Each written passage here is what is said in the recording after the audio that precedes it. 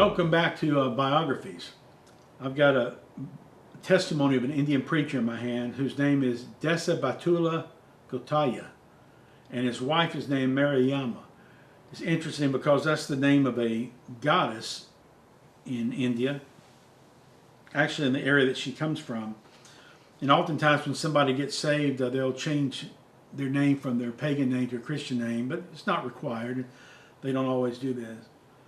It's interesting that just a few years ago, the Roman Church in India, I read in a newspaper while I was there, the Cardinal of India had declared that for those who are worshiping the goddess Mariamma, that they could now worship her as long as they would call her Mary instead of Mariamma, and that would be acceptable. So it's just another example of the perversion of Christianity by, instead of calling them to come out and be separate, they just mix the doctrines of Christianity with the doctrines of paganism and deceive the people into thinking they're worshiping Christ. Let me share with you his testimony. He says, my name was Vinayak. My family members all believed in the god Vinayaka, and we worshiped him because our ancestors worshiped him. One day I went to a marriage function of a classmate in a Christian church. I observed the silence and serenity of the congregation and their perfection of worship. From then on, I began to go to church with my friend. I used to read my friend's Bible. One day I asked him to buy me a Bible, and I gave him the money. A Bible in that area at that time would cost about $4 or $5. He says, I began to read the New Testament, and I was wonder-stricken because I had never heard of Jesus before, and I was moved by the Sermon on the Mountain. I told my mother and convinced her that idol worship is a big sin, and knowingly we are committing many sins. She told me if my father knew that he would not let me into the house and would not spend any money for my marriage, and he would not give me any money for from our ancestral property.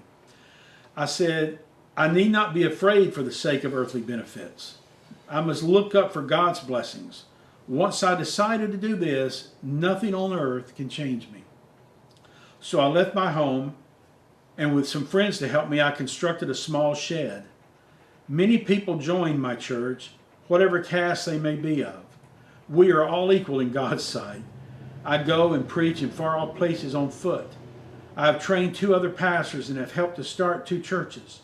I have led 250 souls to the Lord. About 90% of these people have been baptized.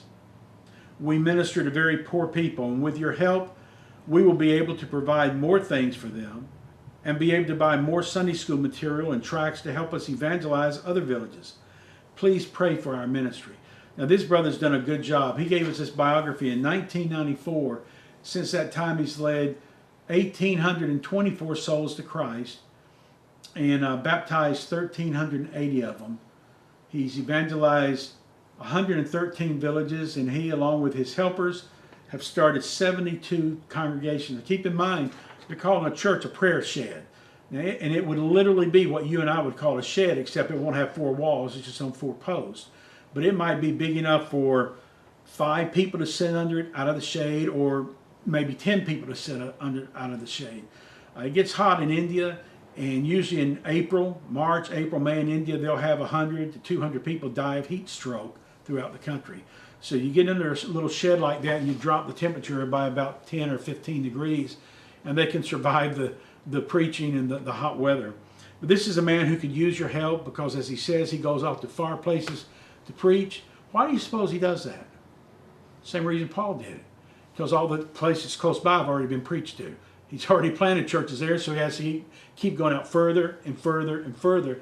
And the further you go, sooner or later you need a bicycle or a motor scooter or a mule to ride or something. So if you're interested in helping this man expand his ministry of the gospel even further, follow the link at the bottom and learn more about him, see how you can do that, and be sure and share his testimony with all your friends. Thanks so much. God bless you.